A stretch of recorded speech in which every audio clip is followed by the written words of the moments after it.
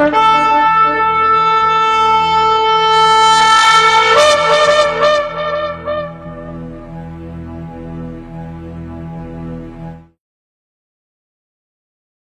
atah Yahweh Eloheinu melech haolam, asher bahar banu mikol amim benatan lanu et torato. Baruch atah Yahweh noten atorah, beshen Yeshua HaMashiach. Bendito eres tú, Yahweh, nuestro Elohim, Rey del universo, que nos apartas entre todos los pueblos, las naciones de la tierra, para darnos instrucción y verdad. Bendito eres tú, Yahweh, dador de la Torah, en el nombre de Yeshua, el Mesías. Gracias por tu verdad, por tu palabra, Rey eterno. Todá Rabá Lejá. Amén. Ve amén. Vamos a abrir en Génesis capítulo 11 y seguimos estudiando. Ya hemos iniciado el libro de Génesis y seguimos avanzando en nuestro estudio sistemático. Vamos a ir a Génesis capítulo 11 y vamos a dar lectura. Le invito a usted que vaya tomando nota de todo lo que vamos a aprender. Génesis capítulo 11, verso 1 en adelante dice: Tenía entonces toda la tierra un solo lenguaje y unas mismas palabras. Y aconteció que cuando partieron de oriente hallaron una llanura en tierra de Sinar y asentaron allí. Y se dijeron unos a otros: Vamos, hagamos ladrillo y cosámoslo con fuego. Y les fue el ladrillo en lugar de piedra y el betún en lugar de mezcla. Y dijeron: Vamos, edifiquémonos una ciudad y una torre, cuya cúspide llegue al cielo, y hagámonos un nombre, por si fuéramos esparcidos sobre la faz de toda la tierra. Y descendió Yahweh para ver la ciudad y la torre que edificaban los hijos de los hombres. Y dijo Yahweh: Aquí el pueblo es uno, y todos estos tienen un solo lenguaje, y han comenzado a obrar, y nada les retraerá ahora de lo que han pensado hacer. Ahora pues descendamos y confundamos allí su lengua, para que ninguno entienda el habla de su compañero. Así los esparció Yahweh desde allí sobre la faz de toda la tierra, y dejaron de edificar la ciudad. Por esto fue llamado el nombre de ella Babel, porque allí confundió Yahweh el nombre de toda la tierra, y desde allí los esparció sobre la faz de toda la tierra. Estas son las generaciones de Shem. Shem, de edad de 100 años, engendró a Arfaxad, 2 años después del diluvio. Y vivió Sem, después que engendró a Arfaxad, 500 años y engendró hijos e hijas. Y Arfaxad vivió 35 años y engendró a Salá. Y vivió Arfaxad después que engendró a Salá 403 años y engendró hijos e hijas. Y vivió Salá 30 años y engendró a Eber. Y vivió Salá después que engendró a Eber 403 años y engendró hijos e hijas.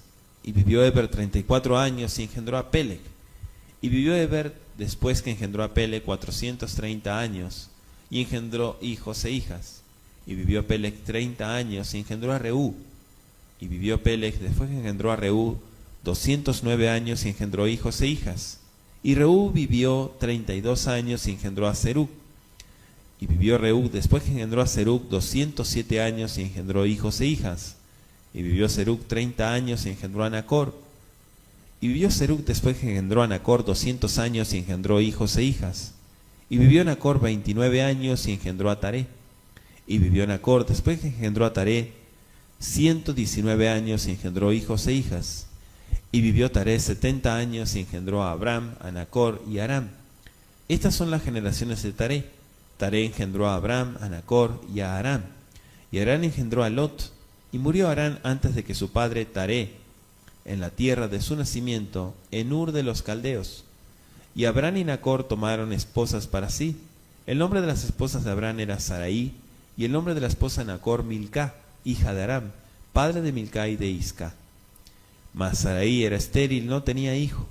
Y tomó Taré a Abram su hijo, y a Lot de Harán, hijo de su hijo, y a Sarai su nuera, esposa de Abram su hijo, y salió con ellos de Ur de los Caldeos, para ir a la tierra de Canaán. Y vinieron hasta Harán, y asentaron allí. Y fueron los días de Taré 205 años, y murió Taré en Harán. Palabra del Eterno. Vamos a ir estudiando este capítulo 11, donde en primer lugar tenemos que entender que hay un solo idioma en el mundo. La construcción de Babel y la confusión de las lenguas vemos como consecuencia. También vemos la descendencia de Sem, la descendencia de Taré, padre de Abraham, y cómo Taré se traslada desde Ur hasta Aram. Vayei hola aretz zafa hat udvarim ahadim. Dice la escritura que tenía entonces toda la tierra un solo lenguaje y unas mismas palabras. Literalmente podemos traducirlo como un labio y una clase de palabras, lo que indica no solo un idioma que entendían todos, sino también la ausencia de diferencias dialectales. Todos los hombres tenían la misma pronunciación y el mismo vocabulario. La unidad de idioma va junto con la unidad de origen. Además, un idioma común es un poderoso estímulo que promueve la unidad de pensamiento, la unidad de acción. Las investigaciones modernas en el campo de lo que es la gramática comparativa han demostrado concluyentemente que todos los idiomas conocidos se relacionan y que proceden de un idioma original común. Pero ningún científico podría decir si alguno de los idiomas conocidos se parece a aquel idioma original.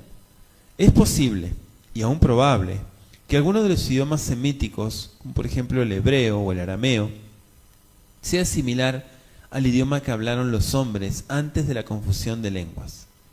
Los nombres personales del periodo precedente a la confusión de lenguas, hasta donde pueden ser interpretados, tan solo tienen sentido si se los considera originalmente semíticos.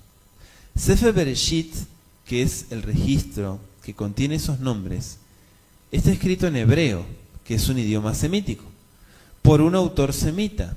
¿Y para quiénes? Para lectores semitas.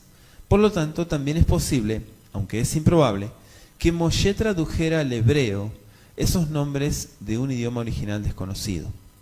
¿Para qué? Para que sus lectores pudieran comprenderlos. Vayehi benasean mikedem bayimtzu bika be'eretz shinar bayeshbu sham. Y aconteció que cuando partieron de oriente, hallaron una llanura en la tierra de Shinar y se sentaron allí, dice el pasuk. Tal como lo indica la forma verbal bayimtzu, salieron. Significa literalmente en hebreo, tiraron para afuera, como las estacas de una tienda. Los hombres vivieron una vida nómada durante un tiempo después del diluvio. La región montañosa del Ararat no se adaptaba bien a lo que es el propósito agrícola. Además, los que renegaron de Elohim se molestaban por el testimonio silencioso de vidas apartadas de los que permanecieron leales al Todopoderoso. Por eso los malos se separaron de los buenos. Los que desafiaban a Elohim se alejaron de la comarca montañosa. Por eso dice el pasuk Mikedem. La traducción significa desde el oriente. Provoca confusión. La misma expresión hebrea se traduce al oriente en el pasaje 2:8 de Bereshit, donde dice hacia el oriente. En el pasaje de Génesis 13:11 aparece como hacia el oriente. Para llegar a la tierra de Sinar, es decir, Babilonia, saliendo de las montañas de Ararat, necesariamente la dirección del viaje tiene que ser hacia el sudeste y no de oriente, o yendo en dirección occidental. En cambio, en la versión moderna se lee hacia el oriente. Hallaron una llanura, es decir, una amplia pampa o extensión de tierra sin montañas en la antigüedad. La llanura de la Mesopotamia meridional, con frecuencia llamada el Shinar, en la Biblia, era una región bien regada y fértil. Allí, digamos, prosperaba la civilización más antigua que se conozca, la de los sumerios. La pala de los arqueólogos revela que esa tierra estuvo densamente poblada en los tiempos históricos más remotos. Este hecho concuerda con el Génesis en cuanto a la localidad, en la cual primero se procuró hallar un lugar de erradicación permanente. Las excavaciones también han demostrado que la población más antigua de la Baja Mesopotamia poseía una cultura elevada. Por ejemplo, los sumerios inventaron el arte de escribir en tablillas de arcilla, construían casas bien edificadas, eran, digamos, peritos en la producción de alhajas, herramientas, utensilios caseros, etcétera, etcétera. Pero dice nuestro versículo 3, volviendo al pasuk, hagamos ladrillo. La llanura de Babilonia, de formación aluvial, carecía de piedras de cualquier clase, pero tenía abundante arcilla para coser ladrillos. Como resultado, la Baja Mesopotamia siempre ha sido una tierra de construcciones de ladrillos, en contraste con Asiria, donde abundan las piedras. La mayoría de los ladrillos de los tiempos antiguos, al igual que en la actualidad, eran secados al sol, pero los ladrillos para edificios públicos eran cocidos al fuego para hacerlos más duraderos. Este proceso fue ampliado por los colonizadores más remotos de la Mesopotamia, como lo testifican tanto la Biblia como también excavaciones arqueológicas. El ladrillo en lugar de la piedra, dice el texto bíblico, o sea, escribiendo para los hebreos de Egipto, país de muchos monumentos, edificios públicos de piedra, Moshe, conociendo todo ello, explica que en Babilonia se usó ladrillo debido a la falta de piedras. Entonces, este detalle que el escritor de Génesis hace, como muchos otros, comprueba la exactitud histórica y geográfica de la narración de Génesis. El asfalto también en lugar de mezcla es otro dato que da Moisés. Este es otro detalle porque habla acerca de los métodos babilonios de construcción. La palabra hebrea traducida para asfalto tiene exactamente ese significado, o el de betum. En la Mesopotamia abundan el petróleo y todos sus productos afines, y existían pozos de asfalto en la proximidad de Babilonia, tanto como en otras partes del país. Habiendo descubierto que el asfalto es durable, los primitivos constructores de Babilonia lo usaron muchísimo en la erección de edificios. El asfalto pega muy bien los ladrillos y es muy difícil separarlos cuando se demuele un edificio. En realidad es casi imposible desprender ladrillos de las ruinas antiguas en cuya construcción se utilizó el asfalto. Dice el pasuk 4, edifiquémonos una ciudad.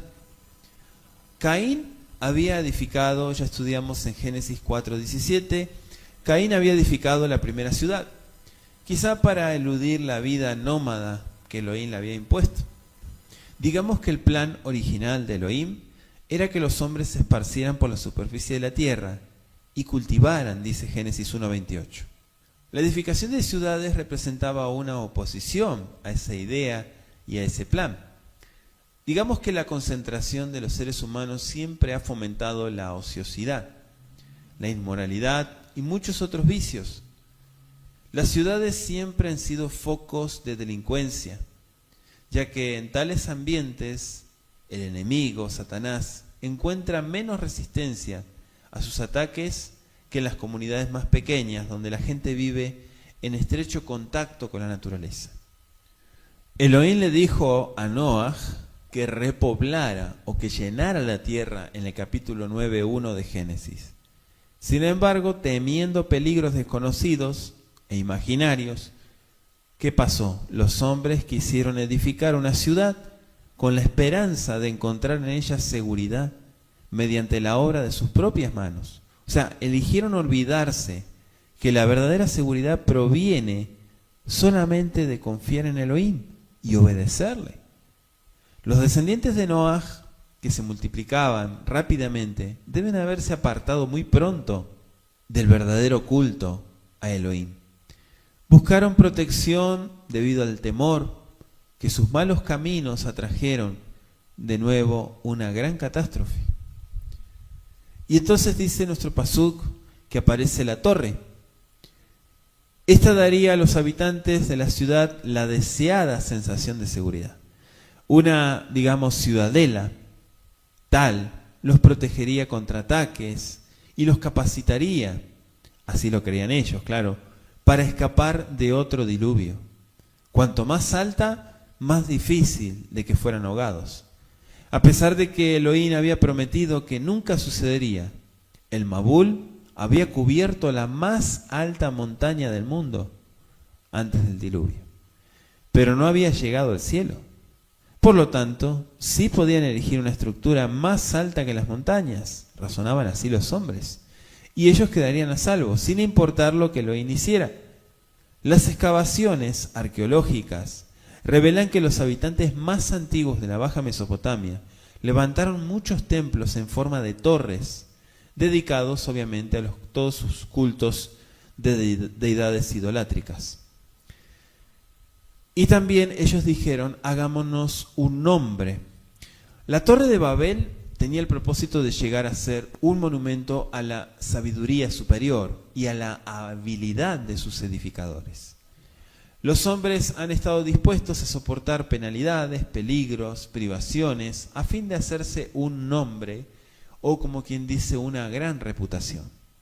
El deseo de buscar renombre, indudablemente, mis amados Ajim, fue uno de los motivos impelentes para construir la torre. Además, el orgullo, puesto en una estructura tal, tendería a mantener la unidad para la realización de otros proyectos también impíos. De acuerdo con el propósito divino, los hombres deberían haberse preservado la unidad por medio del vínculo de una unión verdadera. Cuando la idolatría, el politeísmo, rompieron ese vínculo espiritual interno, no solo perdieron la unidad de esa comunión, sino también el espíritu de hermandad. Un proyecto como el de la torre, que buscaba preservar por un medio externo la unidad interior que se había perdido, estaba condenado al fracaso. Es obvio que únicamente los que habían renegado de Elohim tomaron parte en estas actividades.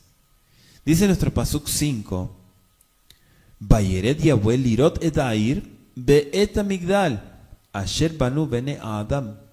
Y descendió Yahweh para ver la ciudad y la torre que edificaban los hijos de los hombres. Desciende para ver de qué se trata. Ese descendió Yahweh no es igual al del Sinaí, donde Yahweh reveló su presencia en forma visible. Y puede leerlo usted en Éxodo 19:20, Éxodo 34:5 y Números 11:25. Sencillamente, digamos que es una descripción en lenguaje humano de que los hechos de los hombres y mujeres nunca están ocultos de Elohim. Ese descendió, dijimos, que no tiene nada que ver literalmente con que Él desciende. Vayeret Yahweh quiere decir que Yahweh todo lo ve. Yahweh tomó conocimiento. Cuando los hombres se edificaron hacia el cielo y se exaltaron a sí mismos, Vayeret Yahweh, descendió Kadosh Baruj Hu para investigar sus planes impíos, y no solamente eso, sino para derrotarlos. Ellos edificaban. La forma del perfecto del verbo hebreo traducida aquí, edificaban, implica que la construcción iba progresando rápidamente hacia su terminación.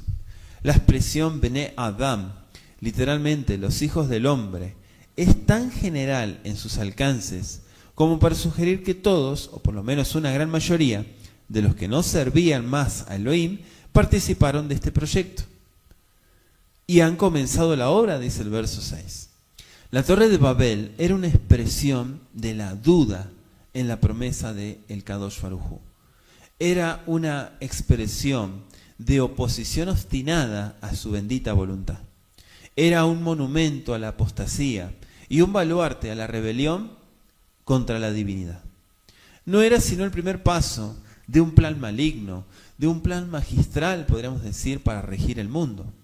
Esto exigía una acción pronta y decisiva para advertir a los hombres del desagrado de Elohim y para frustrar sus proyectos impíos. Para que los seres humanos sepan que Elohim no es arbitrario en su proceder y que no actúa por impulsos súbitos. Aquí se lo representa como consultándose consigo mismo. Se declara abiertamente cuál es la razón de su intervención. A no ser por el poder refrenador del Eterno, ejercido de cuando en cuando en el curso de la historia, los malos propósitos de los hombres habrían tenido éxito y la sociedad se habría corrompido completamente. El relativo orden, digamos, que hay en la sociedad de hoy, se debe al poder moderador de Elohim. El poder de Satanás sabemos que está ciertamente limitado.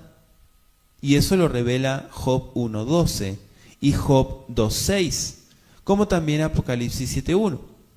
Dice el Pasuk 7, Abban erda, banebela sham, sefatam asher lo yishmeu, ish sefat reu.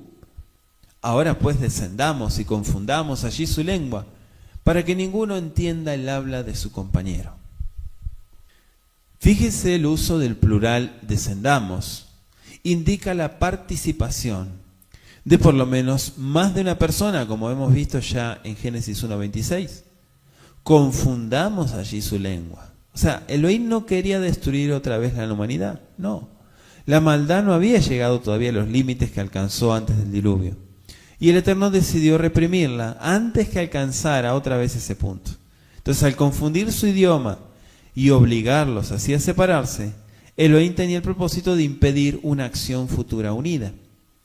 Cada uno de los grupos podría todavía seguir una conducta impía, pero la división de la sociedad, digamos, en muchos grupos, impediría una oposición concertada contra Elohim. En repetidas ocasiones, desde esa dispersión de las razas en Babel, algunos ambiciosos han procurado sin éxito contravenir el decreto divino de la separación. A veces, hábiles dirigentes han tenido éxito en forzar las naciones para lograr una unidad artificial. Pero con el establecimiento del glorioso reino de Yahweh, las naciones de los salvados estarán realmente unidas y hablarán un solo idioma proféticamente. Ninguno entendía, dice la Escritura, el habla de su compañero. O sea, no se trataba de que ningún hombre pudiera entender a ninguno de sus prójimos, ya que una situación tal habría hecho imposible la existencia de la sociedad. Habría diversos grupos de tribus, cada una de las cuales tendría su propio idioma. Entonces, tal es el origen de la gran variedad de idiomas y dialectos que existen en el mundo, cuyo número se aproxima ahora al de los 3000. La multiplicidad de idiomas, aunque constituiría un obstáculo para los proyectos humanos de lo que es la cooperación política y económica, no lo sería para el triunfo de la causa de Elohim. Por ejemplo, el don de lenguas que se habla en Shavuot, allí por Hechos capítulo 2, versos 5 al 12, había de ser un medio para superar esta dificultad. Las diferencias nacionales no impiden ni la unidad de la fe, ni de la acción de parte de los hijos de Elohim, ni tampoco el progreso de los propósitos eternos del Kadosh Baruj Hu. La palabra de Elohim está al alcance de los hombres en su propio idioma, y los hermanos en la fe, aunque separados por diferencias raciales, por diferencias lingüísticas, sin embargo están unidos en Yeshua HaMashiach, y la verdad es la que nos une. La hermandad de la fe los une más firmemente de lo que podría unirlos la posesión de un idioma en común. El mundo ha de ver en la unidad de su pueblo una evidencia convincente de la pureza y del poder de su palabra. Dice Juan capítulo 17, versículo 21, para que todos sean uno como tú, oh Padre, en mí y yo en ti, que también ellos sean uno en nosotros, para que el mundo crea que tú me enviaste. Entonces finalmente vemos la consecuencia inevitable. Dice el Pasuk 8, Vayafetz Yahweh otam misham al penei chol haaretz veyagdelu lifnot air. Es entonces que el Kadosh Baruj Hu toma la decisión de esparcirlos. Lo que los hombres no habían estado dispuestos a hacer voluntariamente y digamos en condiciones favorables, se vieron ahora obligados a hacer debido a la necesidad. La incapacidad de entender el uno, el idioma del otro, los llevó a incomprensiones, desconfianzas, es decir, divisiones. Los que podían entenderse entre sí formaron pequeñas comunidades. Este versículo 8 nos indica que los edificadores de Babel fueron esparcidos ampliamente. con el resultado de que poco después podían encontrarse representantes de la familia humana por casi todo el mundo. Hay evidencias procedentes de muchos países que testifican de la presencia en ellos de seres humanos dentro de un tiempo comparativamente corto después del diluvio. Hay descubrimientos arqueológicos que señalan el valle de la Mesopotamia como la primera región que desarrolló una civilización diferente. Civilizaciones similares pronto surgieron en Egipto, Siria, Anatolia, la India, incluso China y el resto del mundo. Todas las evidencias disponibles confirman las sagradas palabras de la Escritura. Vayafetz Yahweh otam misham, al penel horaretz, vayagdelu, lifnot air. Así los esparció Yahweh desde allí sobre la faz de toda la tierra, y dejaron de edificar la ciudad. O sea que nunca se completó la torre que había de llegar hasta el cielo. Sin embargo, es evidente por la Biblia y por la historia también, que la población local que hubo después completó la obra de edificar la ciudad. El versículo 9 habla de Babel. Digamos que mediante un juego de palabras, los hebreos vincularon el nombre de la ciudad, Babel, con el verbo hebreo balal, que significa confundir, balal, bet lamed lamed. Sin embargo, habría sido extraño que los babilonios hubieran derivado el nombre de su ciudad de una palabra hebrea. Los antiguos textos babilonios interpretan Bab-Ilu o Bab-Ilanu con el significado de puerta de Dios o portón de los dioses. Sin embargo, es posible que este significado fuera secundario y que el nombre procedería originalmente del verbo babilonio babalu, que significa esparcir o desaparecer. Quizá los babilonios no estuvieron particularmente orgullosos de un nombre que les recordaba la culminación de los planes anteriores para la ciudad, y por eso inventaron una explicación que hizo que apareciera el nombre como un compuesto Bab, que significa puerta, e Ilu, que significa Dios. La mayor parte explica el relato de la construcción de la torre y la confusión de las lenguas como una leyenda o como una gran exageración de alguna tragedia que ocurrió durante la construcción de la histórica Torre de Babilonia, en forma de templo, que era un sigurat, en contraposición con lo que han afirmado muchas obras populares acerca de la arqueología bíblica. Los arqueólogos no han encontrado ninguna evidencia de que jamás hubiera existido la Torre de Babel. La tablilla del Museo Británico, que con frecuencia se ha citado como una referencia al relato de la construcción de la Torre de Babel y a la confusión de lenguas, claro, en realidad no hace referencia ninguna a este acontecimiento, como lo han demostrado estudios posteriores y una mejor comprensión de este texto. El que únicamente cree en los relatos bíblicos que son corroborados por una evidencia externa, rehusará creer en el relato de Génesis 11. Sin embargo, el que cree que la Biblia es la palabra inspirada de Elohim, va a aceptar como auténtica la narración junto con todos los otros relatos de la Biblia. La pasión de los habitantes de la Mesopotamia por construir elevadas torres no cesó con la primera tentativa frustrada de erigir esta torre hasta llegar, entre comillas, al cielo. Continuaron edificando torres en forma de templos, como dijimos, sigurats, durante toda la antigüedad. Todavía existen varias de tales ruinas. La que está mejor conservada se halla en Ur, el hogar original de Abraham Avinu. Se desconoce la ubicación exacta de la torre original. Fue reemplazada probablemente por una torre templo erigida posteriormente en Babilonia.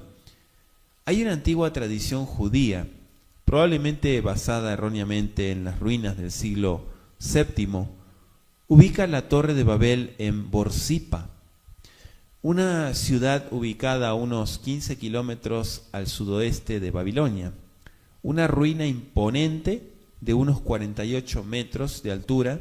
Es todo lo que resta de una antigua torre erigida en Borsippa, que una vez consistió en 7 plataformas coronadas por un templo. Algunas inscripciones de Nabucodonosor, halladas debajo de los fundamentos de la construcción, declaran que él completó la edificación de esa torre, cuya erección había comenzado un rey anterior. El historiador judío Flavio Josefo atribuye la torre a Nimrod, tradición que ha sido perpetuada por la población local debido al nombre que tiene, Birs Nimrud, la torre de Nimrod, al igual que todos los edificios babilonios. Esta torre fue construida de ladrillos y betún, y las ruinas muestran las marcas de numerosos rayos que la hirieron en siglos pasados. La acción de ese intenso calor ha soldado los ladrillos superiores y el asfalto, convirtiéndolos en una sólida masa. Durante siglos, los viajeros han descrito los efectos del fuego celeste sobre la torre, generalmente con referencia a los sucesos narrados del Génesis capítulo 11. Sin embargo, no debiera olvidarse que la torre de Borsipa fue construida no antes del siglo VII por Asurbanipal y Nabucodonosor. Cualquiera que haya sido la ubicación de la primera torre de Babel, han desaparecido todos los rastros, digamos, de la estructura original. Es más probable que la antigua torre de Babel hubiera estado en el lugar del templo, en forma de torre de la ciudad de Babilonia, que en vez de que una vez estuvo en la zona del templo de Marduk, en la orilla oriental del Éufrates. Algunas tradiciones babilónicas pretendían que su fundamento había sido colocado en tiempos muy remotos. Varios reyes, de hecho, restauraron la torre durante el curso de su historia. Por ejemplo, Nabucodonosor fue el último que la hizo. Esta torre es descrita con detalles por Heródoto. También hay un texto cuneiforme babilonio. Tenía 7 plataformas y una altura total de unos 76 metros. El rey persa Jerjes la destruyó completamente, junto con la ciudad de Babilonia, en el 478 a.C., con el propósito de reedificar la torre. Alejandro Magno hizo despejar los escombros, pero murió antes de que se pudiera realizar su plan. O sea, no queda nada en absoluto del más alto y más famoso templo en forma de torre de la antigua Mesopotamia, con excepción de las piedras del fundamento y los peldaños más bajos de sus antiguos escalones. El hecho de que desde los tiempos de Jerjes no se pudiera ver nada de esta torre, el paso de otra en la vecina Borsipa permaneciera en pie, quizás sea la razón para que muchos judíos relacionen el relato de Génesis 11 con las ruinas de Borsipa. Pasamos al versículo 10 y digamos que desde aquí empezamos con las generaciones de Shem. Ele toldot Shem, Shem ben meat shana, Vayolet et al pachshat shnataim achar amabul. Estas son las generaciones de Shem. Shem, de edad de 100 años, engendró a Arfaxad 2 años después del diluvio. Digamos que este es el encabezamiento acostumbrado por todas las genealogías, y Moisés ahora se ocupa del linaje de Shem, cuya presentación estuvimos estudiando que fue interrumpida por el relato de la confusión de las lenguas. Pero los versos 10 al 26 no constituyen una continuación del cuadro de las naciones que ya estudiamos en el capítulo 10. Más bien presentan la genealogía del linaje patriarcal desde Sem hasta Abraham. El capítulo 10 presenta la relación racial de las diversas tribus y naciones y su origen común desde Noaj, al paso que el capítulo 11, verso 10 al 26, lo que presenta es el origen exacto del pueblo escogido de Yahweh a través de muchas generaciones que transcurrieron. Digamos que esta es una continuación de la lista de las generaciones desde Adán hasta Noaj, tal como habíamos estudiado en el capítulo 5. Los primeros 4 descendientes de Sem, ya enumerados en la parte semítica del cuadro de las naciones, son repetidos aquí también para mostrar el origen directo de los hijos de Tarej a través de Peleg.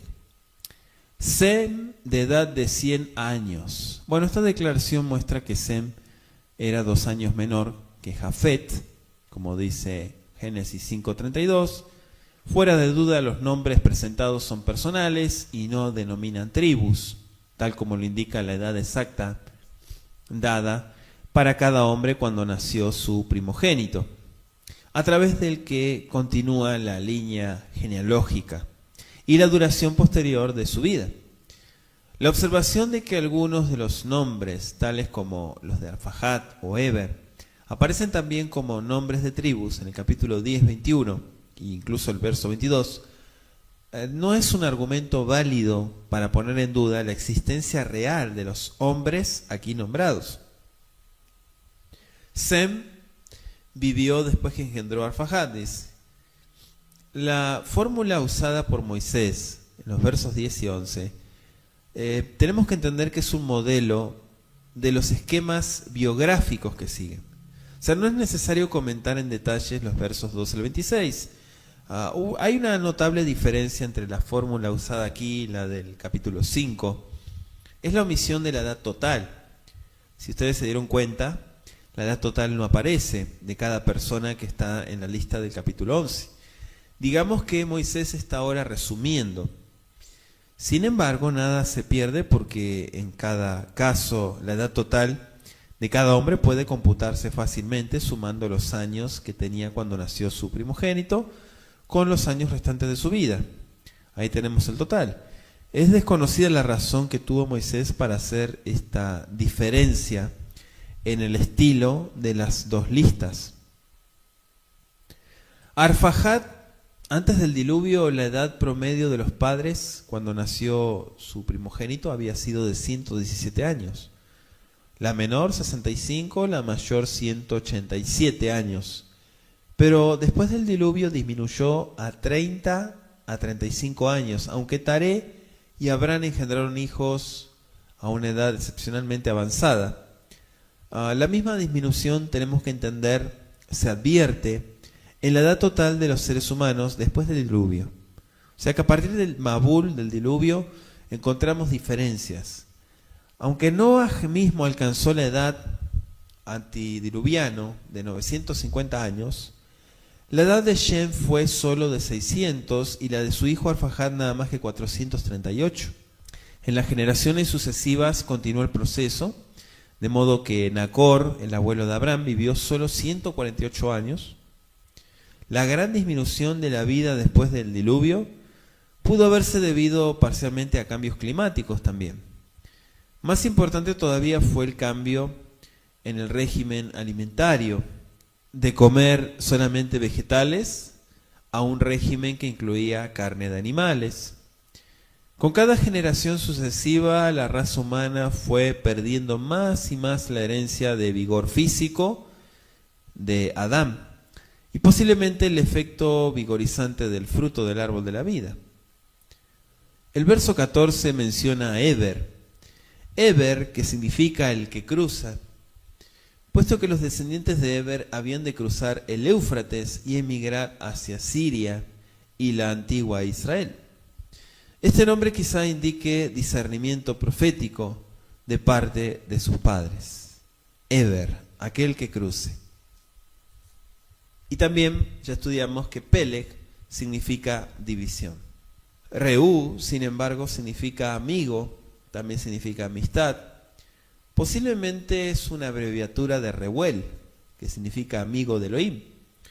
El nombre de varios personajes bíblicos que aparecen en Génesis 36:4, Éxodo 2:18, Números 2:14 también, Reuel. Y Reú como podría ser una abreviatura. Serug también, que significa el entrelazado o el enredado. También puede significar la rama de la vid.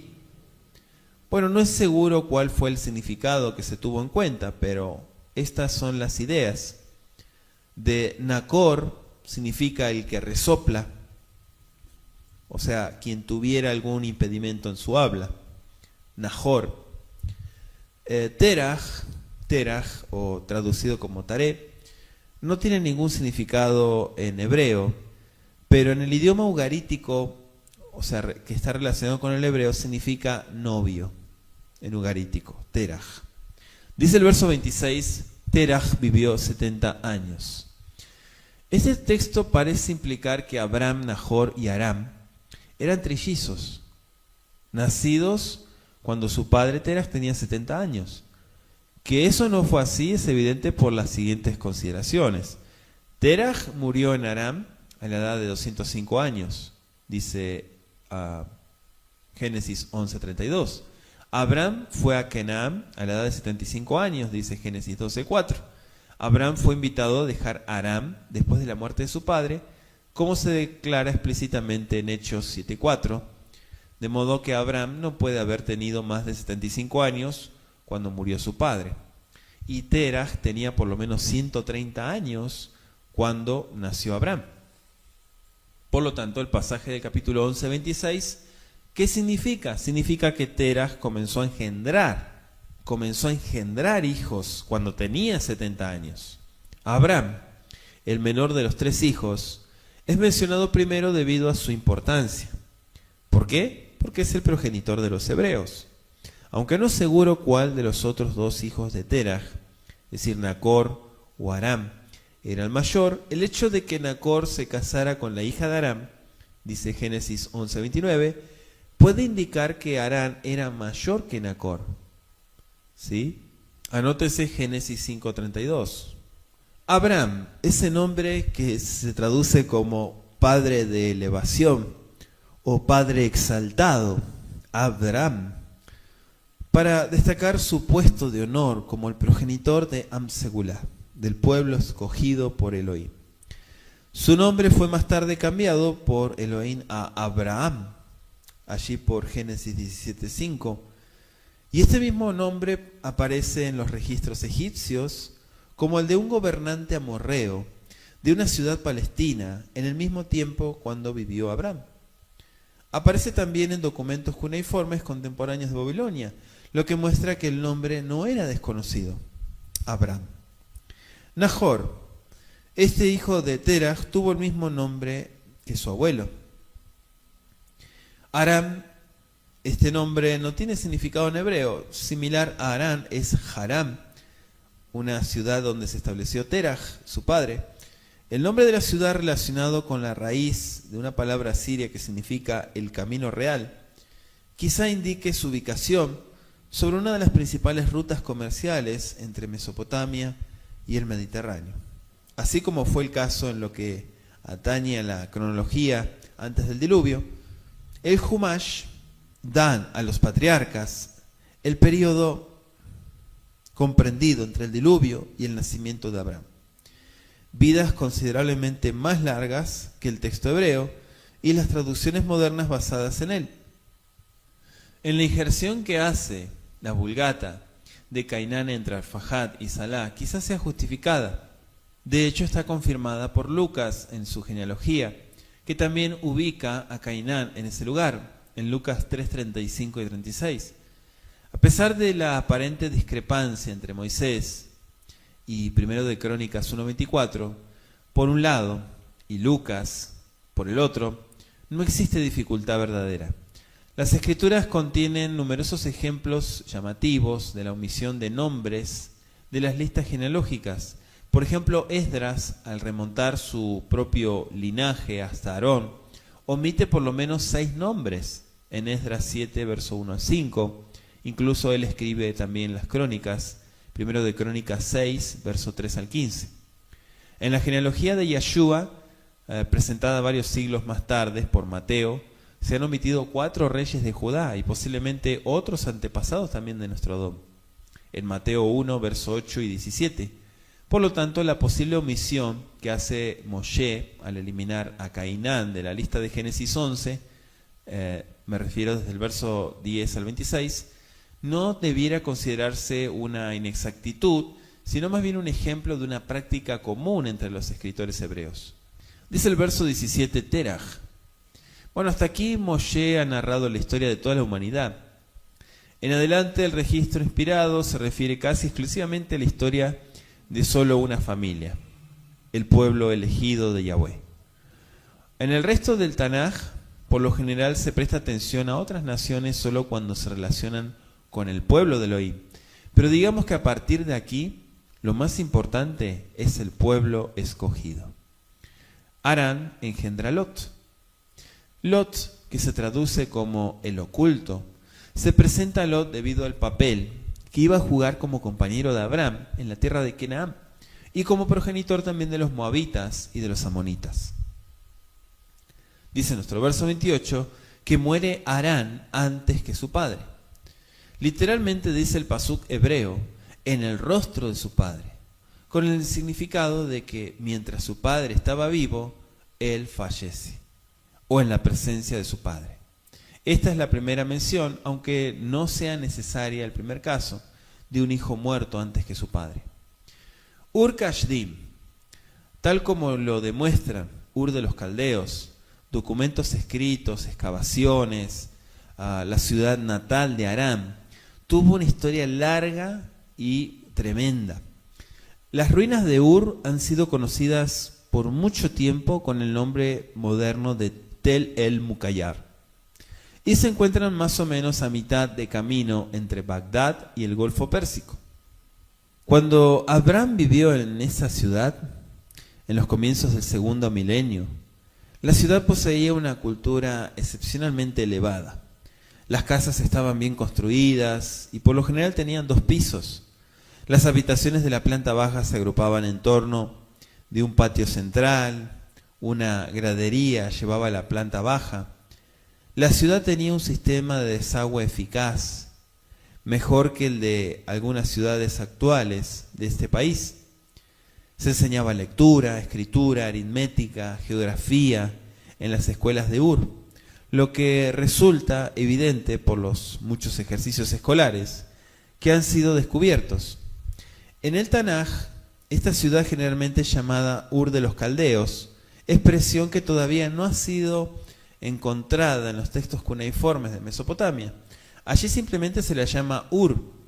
Sin embargo, se sabe que la región de Ur fue posteriormente habitada por tribus caldeo-arameas, que pueden haber llegado un poco antes.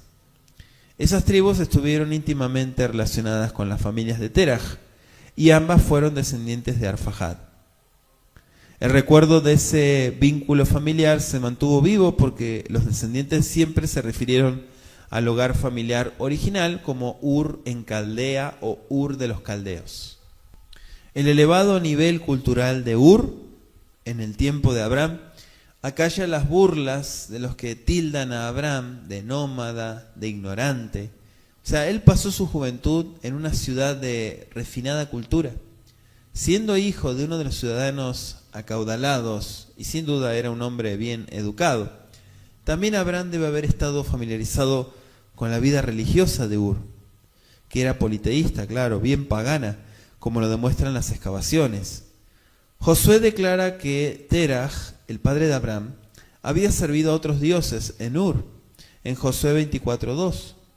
Se puede suponer que los demás hijos de Teraj, o Taré, hicieron lo mismo, ya que Raquel, la esposa de Jacob, dice la escritura en Génesis 31:19 que robó los ídolos de su padre Labán, que era nieto de Nahor, hermano de Abraham. Es un milagro que la fe monoteísta de Abraham permaneciera intacta frente a toda esa influencia pagana que lo rodeaba. Realmente hubo una intervención divina en la vida de Abraham. Dice el verso 29, tomaron a Abraham y Nacor para sí mujeres. Milca, esposa de Nacor, que era hija de su hermano Aram, y por lo tanto su propia sobrina, Sara, o sea la esposa de Abraham, era su medio hermana, hija de Teraj, con otra esposa que no era madre de Abraham. Y eso lo pueden corroborar en Génesis 20:12. Digamos que el casamiento con una medio hermana y con otros parientes cercanos posteriormente fue prohibido por el Código Civil de la Torá, aunque evidentemente todavía era permitido en el tiempo de Abraham. Pero vemos que más tarde se legisla en Levítico 18, verso 6, verso 9 y verso 14, la prohibición de esa unión. Isca. Bueno, no es claro por qué se menciona aquí a Isca, que era otra hija de Aram. Siguiendo una antigua tradición hebrea, algunos comentan y han visto este nombre como otro nombre de Sara, la esposa de Abraham. Otros piensan que era la esposa de Lot. O sea, no hay una base, digamos, fundada en hechos para ninguna de esas posiciones. Son simplemente comentarios. También explica el verso 30 que Sara era estéril. Bueno, esta declaración parece implicar un contraste con Milca, con la cuñada de Sarai, ¿no? Y anticipa la gran importancia de la esterilidad de Sarai en la prueba de la fe de Abraham. Capítulo 24 de Génesis. Dice el verso 31 de Génesis capítulo 11: Vayikach Terach et Abram beno bet Lot ben Aram, ben beno bet Sarai kalato, eshet Abram beno vayipsu, itam meur kashdim, lalejet arza Kenaam, vayabou ad Haram, vayeshpu sham. Y tomó Terach a Abram su hijo, y a Lot hijo de Aram, hijo de su hijo, y a Sarai su nuera, esposa de Abraham su hijo, y salió con ellos de Ur de los Caldeos para ir a la tierra de Canaán, y vinieron hasta Harán y asentaron allí. Dice el pasuk, Vaishbu Sham. En primer lugar dice salió. Bueno, las escrituras presentan claramente que Abraham fue aquel a quien Elohim se le reveló en Ur de los Caldeos, y no a Taré, como podría inferirse por este pasuk, ¿no? De hecho, Esteban, en Hechos 7, 2 y 3, dijo a sus oyentes, allí en el Sanedrín, que Abraham había salido de la Mesopotamia antes que morase en Aram. O sea, en respuesta a una orden explícita que le dirigió Elohim personalmente. Posteriormente, Elohim le recordó a Abraham que él lo había sacado de Ur de los Caldeos, en Génesis 15, verso 7, no de Aram. ¿Sí? Y anótese también Nehemías 9:7 para que usted lo lea de tarea. Entonces llegamos a la conclusión de que Abraham fue llamado en 2 etapas. La primera, mientras vivía en Ur, que fue para que dejara a su tribu ancestral, pero la segunda fue en Aram, que fue para que abandonara a sus parientes inmediatos, aún la casa de su padre, dice Génesis 12:1. Cuando Abraham recibió el primer llamamiento, obedeció inmediatamente y dejó el antiguo ambiente para encontrar un nuevo hogar en el país que el Eterno le prometía proporcionarle. Debe haber tenido una influencia considerable sobre su padre Taré, sobre su hermano Nacor y su sobrino Lot, porque todos ellos eligieron acompañarle. Nacor no es mencionado como uno de los que salieron de Ur con Taré y Abraham, pero si no salió en esta ocasión, debe haber proseguido un poco después, por lo que dice Génesis 24:10. Aunque Abraham recibió el llamamiento en Ur, todavía vivía bajo el techo de su padre, de modo que esperó que su padre tomara la iniciativa del viaje, si es que estaba dispuesto a hacerlo. O sea, evidentemente Taré consintió, y como cabeza de hogar, como padre, se puso al frente de las operaciones de traslado. La educación oriental requería que se mencionara a Taré actuando como cabeza de su hogar. Hubiera parecido como algo completamente fuera de lugar decir que Abraham llevó a su padre Taré. No, es al revés. Poner la cabeza en primer lugar. Entonces, para ir a la tierra de Canaán, indica que Canaán fue su destino desde el mismo principio. Había 2 posibles rutas para viajar desde Ur, en la Mesopotamia meridional, hasta lo que es Canaán. Una llevaba directamente a través del gran desierto de Arabia, pero una gran caravana formaba manadas, rebaños, muchos siervos, posiblemente no podía atravesar un territorio como ese. Y la otra ruta iba por la parte superior de lo que es el Éufrates, a través del estrecho desierto de la Siria septentrional, y luego por el valle del Orontes hacia el sur, ahí sí, ya llegando hasta Canaán. Evidentemente esa fue la ruta por la cual debían viajar ellos. Y dice el pasú, vinieron hasta Aram. Bueno, Aram está sobre el río Balik, en el norte de Mesopotamia, a medio camino entre Ur y Canaán. O sea, no se da razón para esta interrupción del viaje, pero puede haber sido ocasionada por lo atrayente a la región, o más probablemente por la edad avanzada, la debilidad de su padre, de Taré. Harán se convirtió para la mayor parte de la familia en un lugar permanente de residencia, lo que quizá implique que los atractivos de la región pueden haberlos inducido a la decisión de detenerse y quedarse allí. Los valles de Balik y de Kebar contienen muchos campos de pastoreo. Quizá es posible que toda la región estuviera muy poco poblada y pareciera ofrecer excelentes posibilidades, ¿no?, de aumentar la riqueza de la familia antes de que prosiguieran hacia Canaán.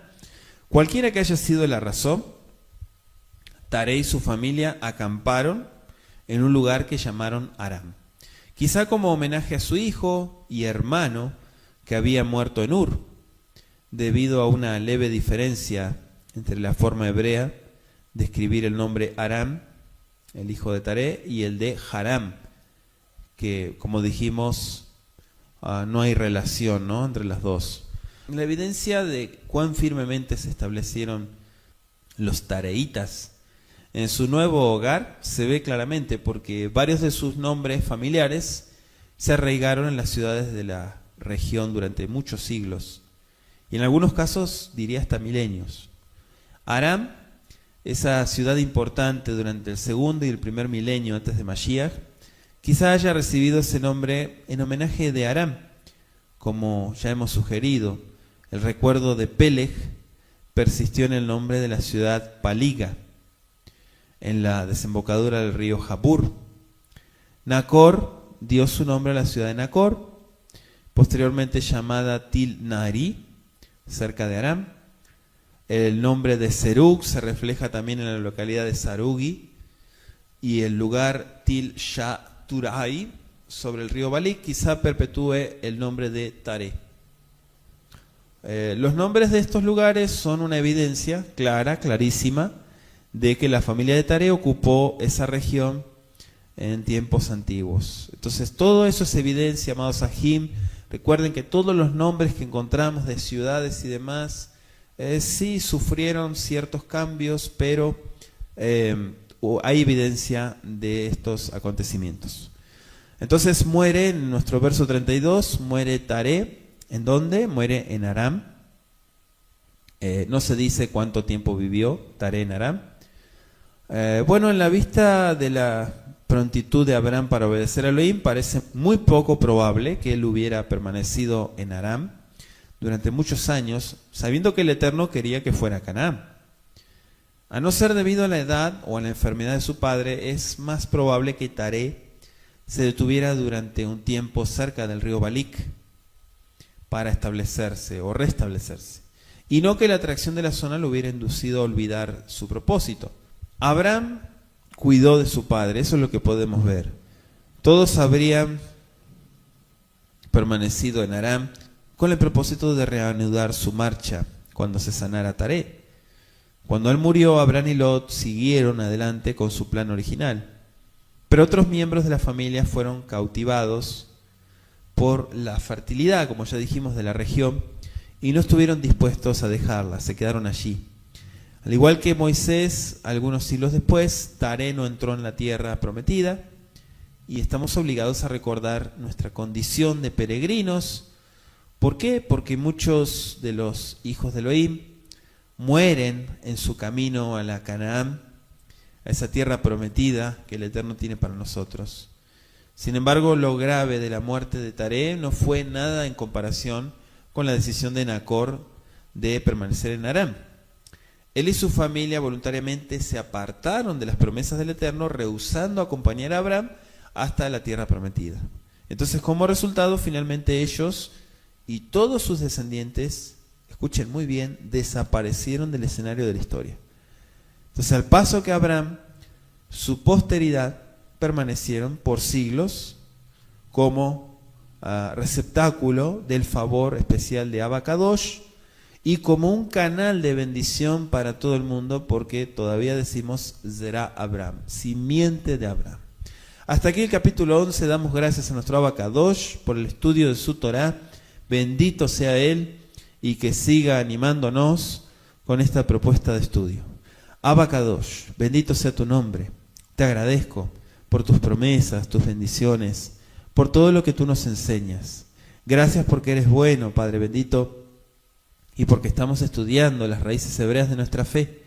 Gracias por el inicio y esta primera etapa del libro de Génesis y todo lo que nos permite es conocer y vivenciar. Beshen Yeshua, Amashiach, Todar Rabaleja. Amén, be amén.